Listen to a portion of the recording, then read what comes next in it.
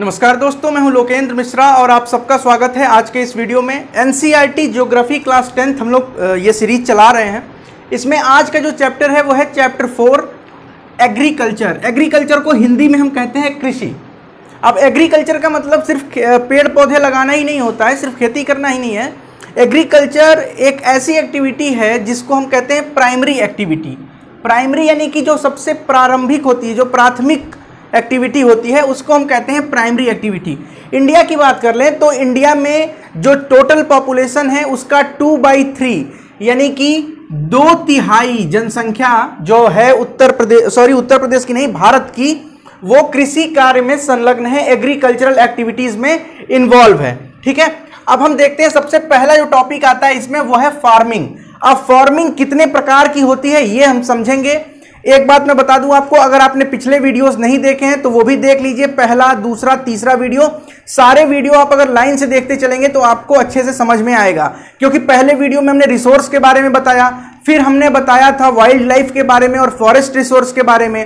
उसके बाद से जो हमने बताया वो वाटर रिसोर्स के बारे में बताया। ये तीनों पढ़ने के बाद से हम एग्रीकल्चर समझेंगे तो ज्यादा आसानी के साथ हम इसको समझ सकते हैं। तो देखिए, शुरुआत करते हैं फार्मिंग से। फार्मिंग जो होती है इसी का मतलब होता है खेती करना। फार्मिंग का अगर हम लिटरल मतलब छोटा सा ऐसे समझे, आसान भाषा में समझे, तो इसका मतलब होता है खेती करना।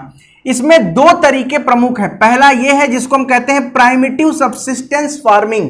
इसको हम कहते हैं ये ऐसी टेक्निक है जो पुराने समय में जिस तरह से खेती होती थी, प्रिमिटिव मतलब होता है पुराने समय में, ठीक है, आदिम कृषि इसको बोलते हैं।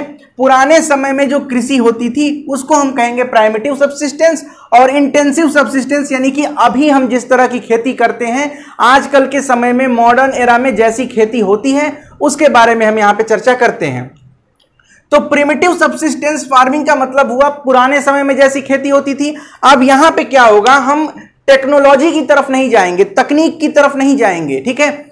नए नए जो हमारे पास कई सारे इक्विपमेंट्स हैं, ट्रैक्टर्स है, कल्टीवेटर्स है, लेवलर है, इन सारे चीजों का कंबाइन है, इन सारे चीजों का हम यूज नहीं करेंगे। पुराने तरीके से कुदाल लेकर खेती करेंगे, जो उसको काटते हैं खेत को वो भी ऑटोमेटिक नहीं होगा, सब कुछ मैनुअल होगा। तो हो, डिगिंग स्टिक्स, इन सब चीजों का यूज करेंगे। नेक्स्ट है, ये जो कृषि है ये मानसून डिपेंडेंट कृषि होती है। अगर ऐसे देखें तो उत्तर प्रदेश नहीं, पूरे भारत में जितनी भी खेती है हमारे यहां, वो अधिकतर मानसून से ही चलती है। क्योंकि मानसून अगर लेट से आया या मानसून पहले आ गया तो हमारे देश में खेती को प्रभावित करता है। यहां पे ये मानसून डिपेंडेंट खेती है। नेचुरल फर्टिलिटी का यूज करते हैं सॉइल के। नेचुरल यानी कि उसमें हम अलग से कुछ केमिकल फर्टिलाइजर या बायोकेमिकल्स नहीं डालेंगे, बल्कि जो नेचुरल फर्टिलिटी है उसका ही यूज करेंगे। No use of modern inputs. Modern inputs का मतलब हुआ मॉडर्न टेक्नोलॉजी का कोई भी यूज नहीं करना है। न तो हम फर्टिलाइजर्स का यूज करेंगे जो केमिकल होते हैं, ना ही हम किसी प्रकार के ट्रैक्टर, लेवलर, इन सब चीजों का यूज करेंगे। इसका जो सबसे बड़ा एग्जाम्पल है वो है झूमिंग या फिर झूम कल्टीवेशन। झूम कल्टीवेशन में क्या होता है मैं बता देता हूं। झूम कल्टीवेशन क्या है, ये क्या होता है कि एक एरिया में फॉरेस्ट है या ट्रीज है, उसको क्लियर कर दिया। पैच ऑफ लैंड में जहां पे ट्रीज है या फॉरेस्ट है उसको क्लियर किया, फॉरेस्ट को हटा दिया, पेड़ को काट दिया। पेड़ को काटने के बाद अब आपके पास जो जमीन हो गई है उस पे क्या करेंगे, आपको पेड़ को काटने के बाद अपने जला दिया, जलाया, राख वगैरह सब मिल गए खेत में। इससे लोग मानते हैं कि इन राख वगैरह से क्या होगा, जो फर्टिलिटी है सॉइल की वो इंक्रीज हो जाएगी। कोई भी मॉडर्न इनपुट यूज नहीं किया है, खाद नहीं डाला है, पेड़ों को ही काट करके घास को ही जलाया गया है, उससे उसमें खाद मिला, फिर उसको कल्टीवेट किया, ठीक है, उसको जुताई की उसकी। देखिए आप यहां पता है ना, डिगिंग स्टिक्स से जुताई करनी थी, जुताई कर दी। उसके बाद से खेत में कुछ बोया। अब कुछ समय के बाद जब वो फसल काट ली गई, फिर ये दूसरे जगह जाएंगे, दूसरे जगह जंगल को काटेंगे, फिर से यही प्रोसेस को शुरुआत करेंगे। इसी को हम कहते हैं झूमिंग या फिर झूम कल्टीवेशन। खास करके जो इंडिया के नॉर्थ ईस्टर्न स्टेट्स हैं वहां पे ये होता है। नॉर्थ ईस्टर्न स्टेट यानी मेघालय, उसके बाद से नागालैंड, असम, मिजोरम, ये सारे जो क्षेत्र हैं यहां पे झूम कल्टीवेशन होता है। नेक्स्ट आगे बढ़ते हैं। नेक्स्ट हमारा है इंटेंसिव सब्सिस्टेंस फार्मिंग। ये लेबर इंटेंसिव फार्मिंग है। पहली चीज क्या है, लेबर इंटेंसिव फार्मिंग है। दूसरी, यहां पे हाई बायोकेमिकल इनपुट का यूज करेंगे। यहां पर मानसून डिपेंडेंट तो भारत की सारी कृषि ही है, लेकिन यहां पर मानसून पे डिपेंडेंसी थोड़ी सी कम हो जाती है। कारण क्या है, यहां पे कैनाल्स होंगे, आर्टिफिशियल इरिगेशन किया जाएगा। आर्टिफिशियल मतलब आर्टिफिशियल टेक्निक्स से, आर्टिफिशियल टेक्निक्स मतलब पंपिंग सेट वगैरह, कैनाल वगैरह का यूज करके, मॉडर्न टेक्नोलॉजी का यूज करके, आर्टिफिशियल से अच्छा है मॉडर्न टेक्नोलॉजी बोले इसको हम, मॉडर्न टेक्नोलॉजी का यूज करके इरिगेशन और बायोकेमिकल इनपुट देंगे। अब इसमें देखिएगा, इसमें खेती ज्यादा होगी, इसमें यील्ड ज्यादा होगा। यील्ड ज्यादा क्यों होगा, तो यील्ड इसलिए ज्यादा होगा क्योंकि यहां पे मॉडर्न टेक्नोलॉजी का आपने प्रयोग किया है। अगला टाइप है इसी में कॉमर्शियल फार्मिंग। कॉमर्शियल यानी कि व्यावसायिक। इसमें क्या करेंगे, व्यवसाय के, अगर व्यवसाय के लिए आप खेती कर रहे हैं तो आपको क्या चाहिए, ज्यादा प्रोडक्शन चाहिए। ज्यादा प्रोडक्शन कैसे आएगा, जितना हम मॉडर्न टेक्नोलॉजीज का यूज करेंगे, हम खाद का जितना प्रयोग करेंगे, उतना ज्यादा प्रोडक्शन हमारे खेतों में इंक्रीज होगा। यानी कि यहां पर high use of modern input होगा। High use of modern input, modern input का बिल्कुल भी मतलब सिर्फ टेक्नोलॉजी से नहीं है, बल्कि सीड्स से भी है। बीज जो होंगे वो भी मॉडर्न होंगे। मॉडर्न बीज का मतलब क्या हुआ भाई, ऐसे नहीं कि कोई नया कपड़ा पहन के, वेस्टर्न कपड़ा पहन के बीज होगा, ऐसा कुछ नहीं होता है। यहां पे क्या है, मॉडर्न बीज का मतलब है हाई यील्डिंग वैरायटी सीड्स। ऐसे सीड्स जिनको आप लोग डंकल बोलते हैं ना, ऐसे सीड्स जिनमें यील्डिंग की कैपेसिटी ज्यादा हो। अगर 1 किलो हम कहीं बो रहे हैं, कुछ भी फसल है, मान लीजिए आप गेहूं ले लीजिए, 1 किलो गेहूं से हम जितना बो रहे हैं, सिंपल प्रजाति के गेहूं से, अगर हम हाई यील्डिंग वैरायटी का 1 किलो छींट देंगे उसमें खेत में, तो क्या होगा, वो ज्यादा प्रोडक्शन वहां पे होगा। नेक्स्ट है एग्जांपल, यहां पे देखिए कॉमर्शियल फार्मिंग में हरियाणा और पंजाब में जो राइस की खेती होती है, जो धान की खेती होती है, वो क्या है, वो है कॉमर्शियल खेती। नेक्स्ट एक होता है इसी में खेती प्लांटेशन। प्लांटेशन में क्या होता है, प्लांटेशन का जनरली मतलब है पेड़ लगाना। प्लांटेशन का अगर लिटरल मतलब समझे तो पेड़ लगाना। इसमें क्या होता है, इसमें हम कॉमर्शियल क्रॉपिंग में ही प्लांटेशन होता है। प्लांटेशन एक तरह का कॉमर्शियल क्रॉपिंग ही है। इसमें हम कॉमर्शियल क्रॉप्स बोते हैं जिनसे पैसा है, व्यवसाय के उससे। गेहूं अगर हम बो रहे हैं, गेहूं और धान भी व्यावसायिक खेती है। हर खेती व्यावसायिक है अगर वो लार्ज स्केल पर हो। लेकिन ये चाय की खेती हो गई, बनाना, रबर, कॉफी, ये सब क्या है, प्लांटेशन क्रॉप्स है। कॉफी कहां पे है सबसे अधिक, तो कर्नाटक में है, कर्नाटक में कॉफी। उसके बाद से चाय, असम और बंगाल। बंगाल में भी नॉर्थ बंगाल का इलाका, दार्जिलिंग टी आप लोगों ने सुना होगा। बनाना हो गया, रबर हो गया, इन सब के बारे में हम अलग से भी पढ़ेंगे। बात कर लें क्रॉपिंग पैटर्न की, तो भारत में 3 तरह के क्रॉपिंग पैटर्न है। सॉरी, पहला है रबी, दूसरा है खरीफ और तीसरा है जायद। रबी क्रॉपिंग का मतलब होता है अक्टूबर से दिसंबर के बीच में, अक्टूबर से दिसंबर के बीच में बीज बोया जाएगा और अप्रैल से जून के बीच में काट लिया जाएगा। अगर ज्यादा देखें तो अक्टूबर से अप्रैल मई, ये इसका होता है टाइम पीरियड। गेहूं हो गया, मटर हो गया, चना हो गया, मस्टर्ड हो गया, ये सब रबी क्रॉप्स में आएंगे। फिर हम बात करते हैं खरीफ। खरीफ मतलब ऐसे फसल जो तब आए जब मानसून का ऑनसेट हो, यानी मानसून के आने के साथ ही खरीफ की फसल की बुआई शुरू हो जाएगी। जैसे धान, मेज, यानी ये स्पेलिंग गलत है यहां पे, मेज का MEIZE होगा, मेज यानी कि मक्का, कॉटन, जूट, ये सब क्या है, खरीफ क्रॉप्स हैं। नेक्स्ट हम आगे बढ़ते हैं जायद की तरफ। जायद में क्या होता है, जो सीजन का गैप है, रबी और खरीफ के बीच में जो टाइम गैप होता है, उसके बीच में जो फसल बोई जाए उसे जायद बोलते हैं। Sorry, example watermelon, cucumber etcetera, ये सब जो है जायद हो गए।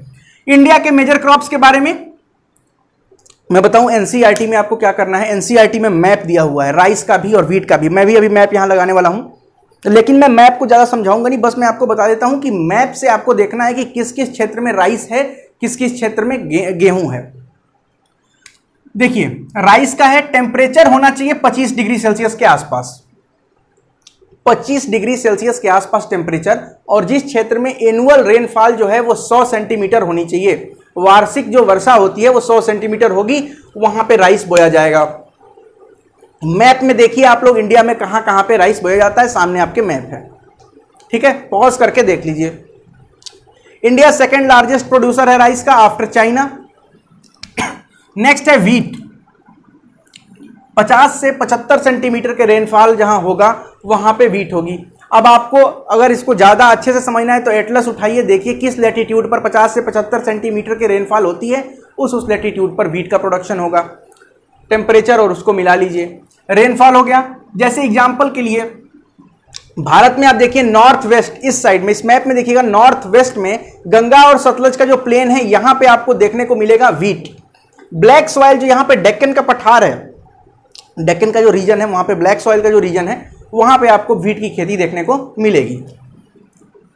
आगे बढ़ते हैं मिलेट्स। मिलेट्स में क्या होता है, थोड़ा सा ये न्यूट्रिशनल वैल्यू जिनमें ज्यादा होता है उनको हम मिलेट्स कहते हैं, ज्वार, रागी और बाजरा। अब इसमें क्या है, ज्वार कहां कहां पे है, तो महाराष्ट्र, कर्नाटक, मध्य प्रदेश और आंध्र प्रदेश, यानी कि साउथ इंडिया और कुछ हद तक मध्य प्रदेश का भाग। रागी के बारे में देखिए ये कहां पे होगा, तो सैंडी सॉइल, सैंडी मतलब जहां पे बालू जैसी मिट्टी होगी, शैलो ब्लैक सॉइल होगा, रेड सॉइल या फिर ब्लैक सॉइल। एग्जाम्पल कौन कौन से क्षेत्र हैं, यहां से आप ये भी समझ सकते हैं कि भारत में मिट्टी कहां कहां पाई जाती है, कैसे किस प्रकार की मिट्टी कहां पाई जाती है। कर्नाटक, तमिलनाडु, हिमाचल प्रदेश, उत्तराखंड, सिक्किम, अरुणाचल और झारखंड। मैप आप लोग देखिएगा ज्यादा क्लियर होगा। मेज, मेज मतलब मक्का, 21 से 27 डिग्री सेल्सियस टेम्परेचर चाहिए तो मक्का बोया जाएगा। और यहां पे आप लोग देखिएगा मेज क्या है, खरीफ क्रॉप है, ठीक है, एक खरीफ क्रॉप है ये। कर्नाटक, मध्य प्रदेश, उत्तर प्रदेश, बिहार और आंध्र प्रदेश ये इसके क्षेत्र हैं। उसके बाद से बात करते हैं पल्सेस, यानी कि दाल, प्रोटीन ज्यादा होता है दालों में। India is the largest producer and consumer of pulse. याद रखिएगा भारत सबसे अधिक दाल पैदा भी करता है और सबसे अधिक दाल की खपत भी भारत में ही है। नाइट्रोजन फिक्सेशन करता है। अब नाइट्रोजन फिक्सेशन मैं यहां नहीं बताऊंगा, मैंने एक वीडियो पहले ही बनाया हुआ है नाइट्रोजन साइकिल, नीचे डिस्क्रिप्शन में लिंक है, नाइट्रोजन साइकिल देखिए, आपको नाइट्रोजन फिक्सेशन क्या होता है ये क्लियर वहां पे हो जाएगा। चूंकि ये लंबा चैप्टर है, अभी इसको आज ही खत्म भी करना है तो आप नाइट्रोजन फिक्सेशन उस वीडियो से देख लीजिए। बात करें शुगर केन, 21 से 27 डिग्री सेल्सियस टेम्परेचर और 75 से 100 सेंटीमीटर का एनुअल रेनफॉल। उठाइए मैप, एटलस उठाइए, वहां पे देखिए कि किस लेटीट्यूड में 75 से 100 सेंटीमीटर के annual rainfall with 21 to 27 degree Celsius temperature कहां पर पाया जा रहा है। दोनों चीज जहां मैच करे वहां पर शुगर केन की खेती की जा सकती है और होती है। एग्जाम्पल, अब यहां पे एक बात समझिएगा, इंडिया जो है वो second largest producer after Brazil, Brazil के बाद सबसे अधिक अगर कहीं पर होता है शुगर तो वो कहां पे होता है, वो होता है इंडिया में। और उत्तर प्रदेश में सबसे अधिक, भारत में सबसे अधिक उत्तर प्रदेश में पैदा होता है क्या, sugar cane. Next Uttar Pradesh, Maharashtra, Karnataka, Tamil Nadu, Andhra Pradesh, Bihar ये कुछ क्षेत्र हैं, कुछ राज्य हैं जहां पर शुगर केन का प्रोडक्शन है। बात करें ऑयल सीड्स की, ऑयल सीड मतलब तिलहन, ठीक है, मस्टर्ड हो गया, कोकोनट हो गया, कैस्टर ऑयल आपने सुना होगा, सोयाबीन ऑयल सुना होगा। इसमें जो सबसे इंपॉर्टेंट है वो है ग्राउंड नट।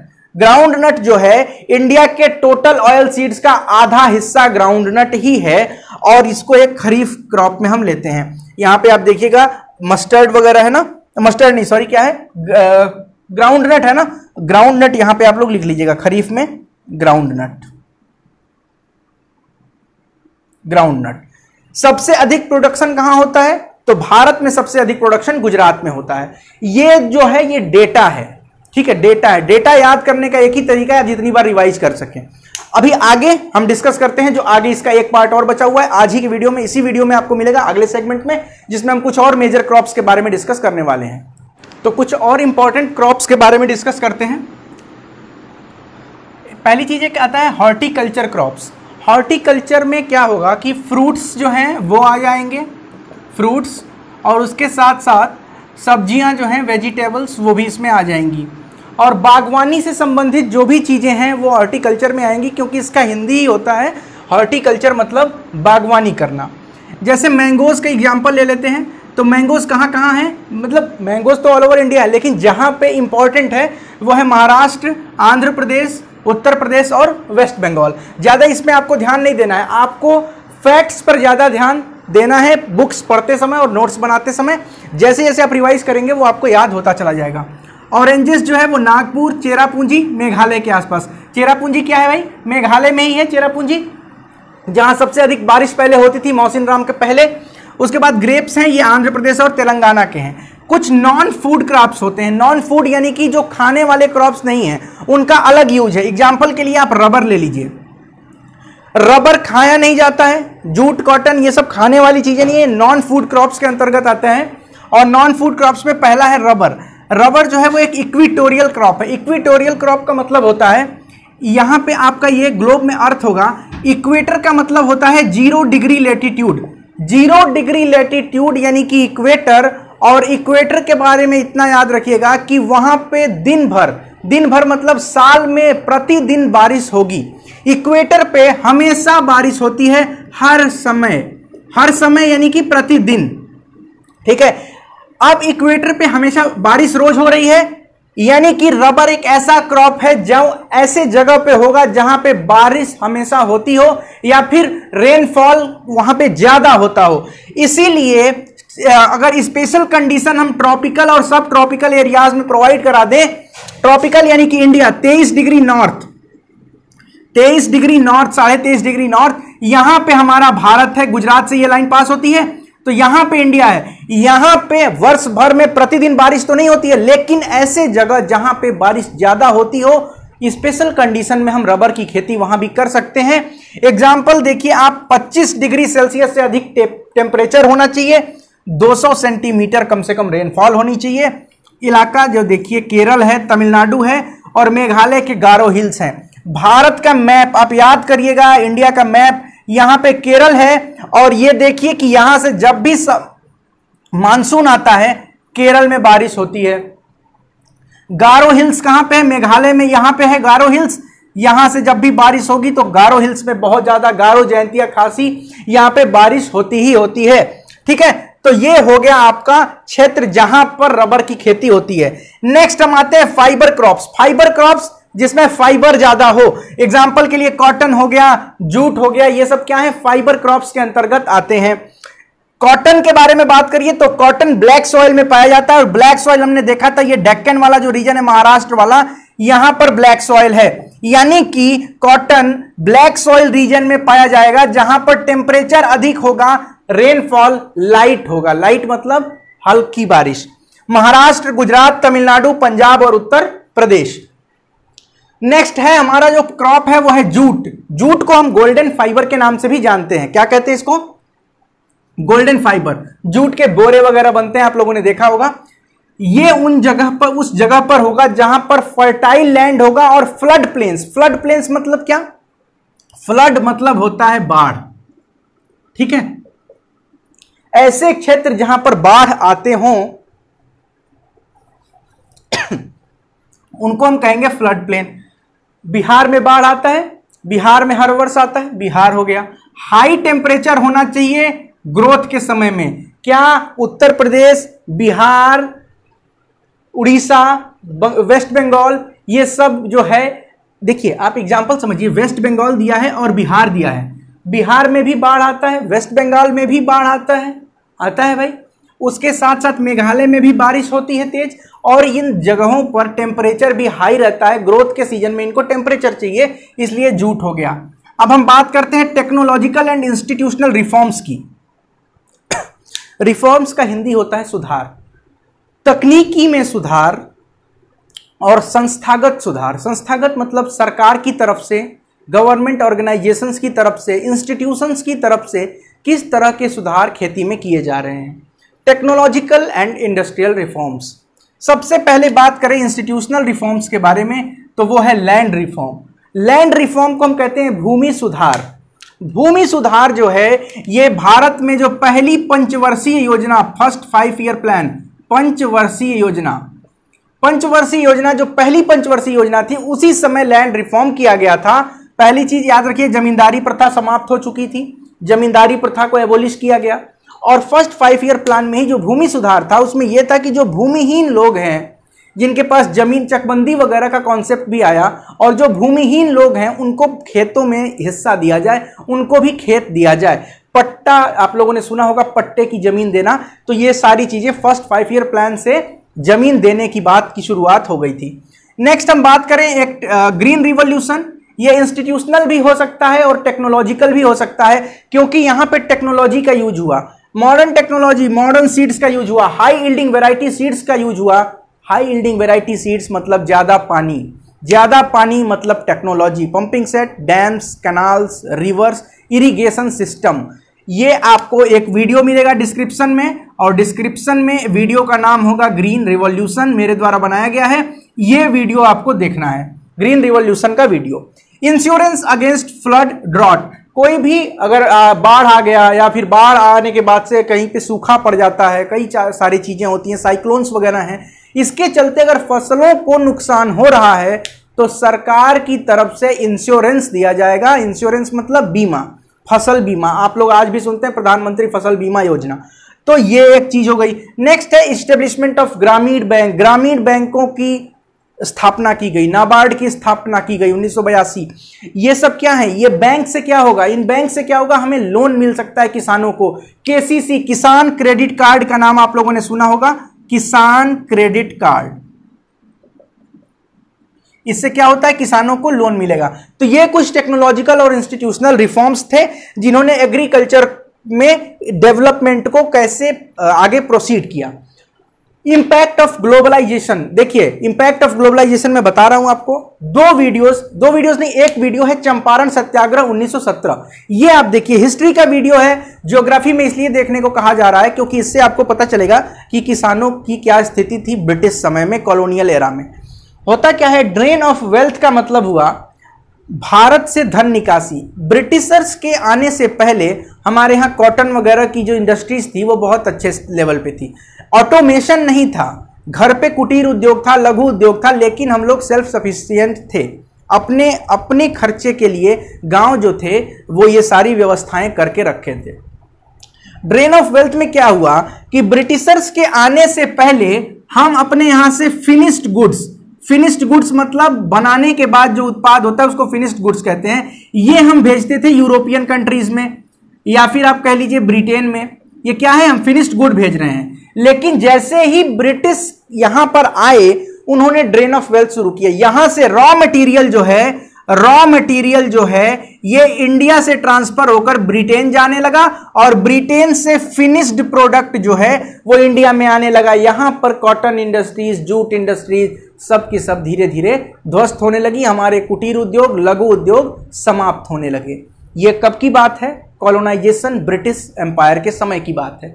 चंपारण सत्याग्रह 1917 वीडियो देखिए, चंपारण में किस तरह से महात्मा गांधी ने एक सफल आंदोलन किया और कैसे वहां पे जो नील की खेती करने वाले किसान थे उनको कैसे हेल्प किया महात्मा गांधी के इस आंदोलन ने। हम बात करते हैं एग्रीकल्चर के चैलेंजेस क्या हैं, चैलेंजेस मतलब चुनौतियां क्या हैं, इस पर आपको सोचने की जरूरत है। चुनौतियां, पहली चुनौती है ऑर्गेनिक फार्मिंग। हम ऑर्गेनिक फार्मिंग जितना अधिक करेंगे उतना हमें पौष्टिक भोजन मिलेगा। पौष्टिक भोजन इस तरह से कि हम आज जो खेती हो रही है हमारे यहां उसमें हम chemical fertilisers, biochemicals, pesticides, insecticides, कीटनाशक वगैरह का प्रयोग बहुत ज्यादा करते हैं। इससे क्या होता है, इससे बायोमैग्निफिकेशन मतलब हमारे अंदर कूड़ा करकट जाके जमा हो जाना। अब हम खा रहे हैं, सपोज करिए कोई खाद है, उस खाद में जो भी पॉइजन है वो हमारे शरीर के अंदर जा रहा है, वो पॉइजन एक समय अंदर गया, फिर ऐसे ही एक्यूमुलेट होता गया, हम लोग लगातार खाते गए 10 साल, 20 साल, 25 साल, उसी का एक्यूमुलेशन हो गया, उसको हम कहते हैं बायो एक्यूमुलेशन। तो ये सारी चीजें हो रही हैं। फर्टिलिटी, सॉइल की फर्टिलिटी, खाद डालने से प्रोडक्शन ज्यादा हो रहा है, आर्टिफिशियल जो हम लोग खाद डालते हैं, पोटास वगैरह जो भी है, यूरिया वगैरह, उससे क्या हो रहा है, फर्टिलिटी सॉइल की कुछ समय के लिए तो अच्छी हो रही है लेकिन लॉन्ग टर्म में फर्टिलिटी खराब हो रही है, जमीन धीरे धीरे बंजर हो जाएंगे। ठीक है, एक चैलेंज ये। दूसरा सप्लाई और डिमांड का सीधा रिलेशन आ रहा है पॉपुलेशन से। जनसंख्या भारत की इतनी बढ़ रही है, जमीन तो हमारी बढ़ नहीं रही है, जमीन जितना है भारत में उतना ही है, पॉपुलेशन बढ़ रही है। पॉपुलेशन के बढ़ने के चलते, पॉपुलेशन जैसे जैसे बढ़ेगा डिमांड उतना ज्यादा बढ़ेगा, डिमांड बढ़ेगा तो सप्लाई भी बढ़ानी पड़ेगी, नहीं तो महंगाई बढ़ जाएगी। सप्लाई कहां से बढ़ेगी, खेत उतने ही हैं, यानी कि मॉडर्न टेक्नोलॉजी, अच्छे प्रजाति के सीड्स, अच्छी प्रजाति के सीड यानी कि हाई यील्डिंग वैरायटी सीड्स, यानी कि अधिक पानी, यानी कि अधिक टेक्नोलॉजी, यानी कि फिर से वहीं पहुंच गए हम कहां, excess chemical and excess use of technology. फिर से सप्लाई डिमांड तो हमारा मैनेज हो गया, लेकिन इस पॉपुलेशन की डिमांड को पूरा करते करते सप्लाई को बढ़ाने के चलते हमने पॉल्यूशन को भी बढ़ा दिया, प्रदूषण भी बढ़ा, न सिर्फ एयर पॉल्यूशन, न सिर्फ वाटर पॉल्यूशन, बल्कि पूरा एनवायरमेंटल पॉल्यूशन यहां पे बढ़ा। तो ये कुल मिलाकर आज का चैप्टर था एग्रीकल्चर के बारे में, मैंने डिस्कस किया एनसीईआरटी लेवल पे जो चीजें थी। आपके पास मैंने बीच में 2 मैप्स भी लगाए हैं। इसके अलावा मैं आपसे कहूंगा, अगर आप एनसीईआरटी पढ़ रहे हैं तो आप एक बार मैप खोलिए, देखिए कि कहां पर राइस का कल्टीवेशन है, कहां पर व्हीट का कल्टीवेशन है। आप एक बार क्या कहते हैं इसको, एटलस, एक बार आप एटलस खोलिए, उसमें देखिए, ठीक है, कि कहां कहां पे मैप में क्या क्या चीजें हैं। आशा करता हूं आपको ये वीडियो पसंद आया होगा, ये चीजें समझ में आई होंगी। अगर अच्छा लगता है तो लाइक करें, कमेंट करें, शेयर करें, चैनल को सब्सक्राइब करें और नीचे डिस्क्रिप्शन में जिन वीडियोस के लिंक हैं जो मैंने बताया, चंपारण सत्याग्रह का, ग्रीन रिवॉल्यूशन का, वो भी जरूर देखें और टेलीग्राम चैनल से भी जुड़ें। बहुत बहुत धन्यवाद। Thank you so much.